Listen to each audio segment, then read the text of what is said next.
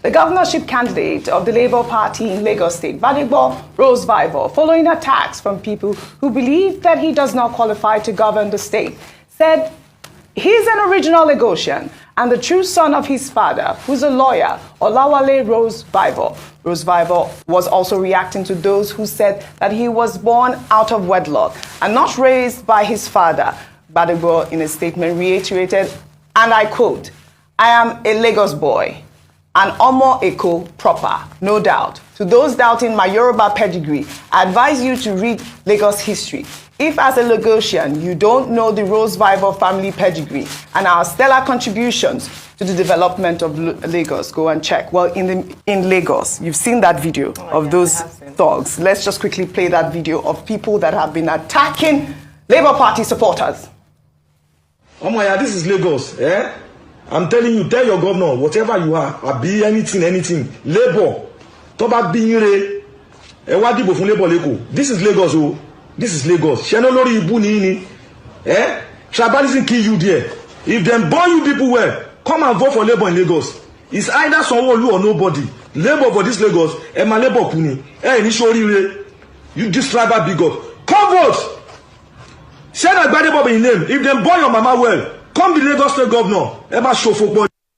I thought it was important to show this man's face on television so that the police will arrest him. I mean, what is this? I'm trying to sustain the shock and the disgust on my face having watched that video. It's interesting he says this tribal bigot. I was like, are you for real? Are you being serious?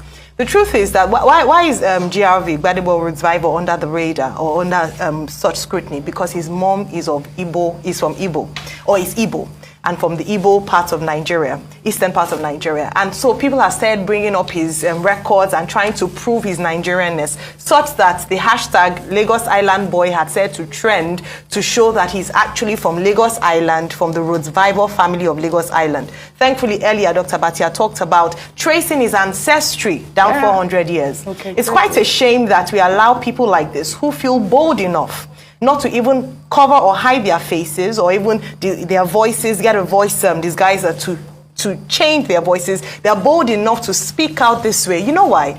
Because the people who spoke out in the past, nothing has been done. What has happened to the man from Surulere who said that anyone who is voting for another party was going to be sent out? What happened to the Oba of Lagos when he said that they were going? You know, these things have been happening for a long time, and it's quite unfortunate. I hope Nigerians will be sensible and wise enough not to vote along ethnic lines and resist any kind of division ethnically. Well said.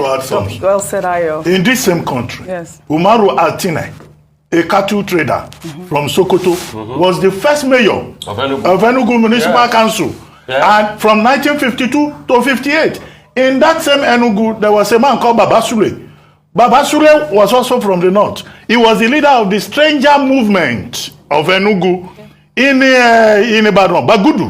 Bagudu, who later became Waziri Nupe, was a member of the Ibadan Municipal Council. Thank you, Dr. Batia. Ajeromi Falonu Badagry was represented in the Western House of Assembly in 1958 by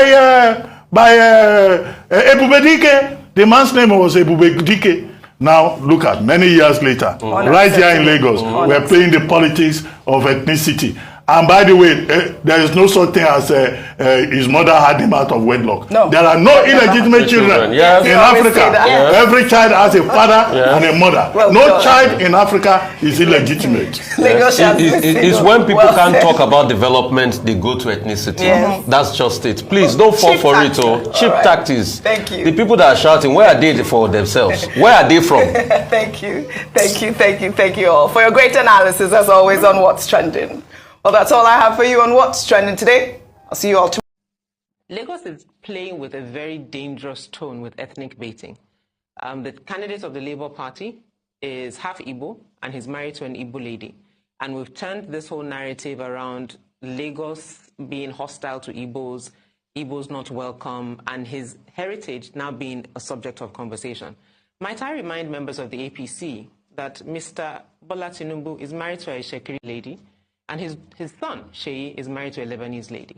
And so if we want to talk about who people are married to as the legitimacy to be Lagosians, it's a challenge. Mr. Tinubu himself is not from Lagos.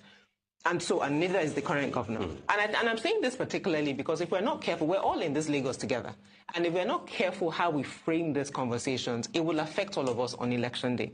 Sorry. And I might also add, for APC that wants to make Igbos their challenge, let's not forget some of the things that have happened under this administration that are part of what people are reacting to. We've had NSAS, we've had forced evictions, we've had impounded cars that were auctioned off. So there are enough reasons for people to be upset. But I raise that because we need to be mindful. And again, for security agencies, for states like, again, Lagos, Rivers, Kano, where presidential elections show flashpoints, that we need to be prepared for that. And lastly, for INEC, from lessons learned on logistics, members of your staff and uploading or not uploading, how they're doing polling unit results, let it be possible for people to vote and have their...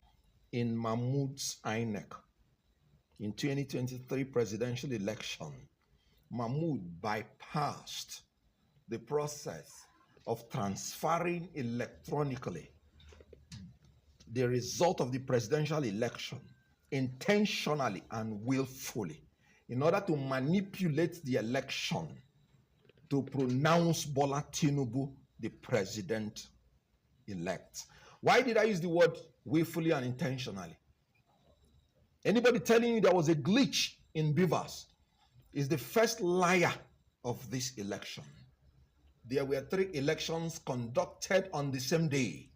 No Beavers, I repeat, no Beavers malfunctioned. We were accredited by Beavers, he did not malfunction. We were counted, announced. They transmitted the result of the senatorial election. Beavers was beautiful. They did it with the House of Representatives. Beavers was on top of the game. Then in the presidential election, they are telling their own fools, not us, that Beavers suddenly started malfunctioning. No, it did not malfunction. There was a deliberate attempt to make sure that the presidential election is not transmitted so that they will resort illegally and criminally by the law. Section 60, subsection 4 of the Electoral Act made it clear. Count and announce the result in the polling unit. Transmit and transfer in the polling unit. Subsection 5. So the polling unit independence in the conduct of our election is sacrosanct. And anything beyond that is not only illegal, but criminal. Subsection 6 very clear. Anybody that contravenes this procedure has become a criminal and should be sentenced to jail. He will either pay a fine of 500,000 naira or go to jail for at least 6 months. So all the INEC officials that committed crime in front of Nigerian people are now by law criminals.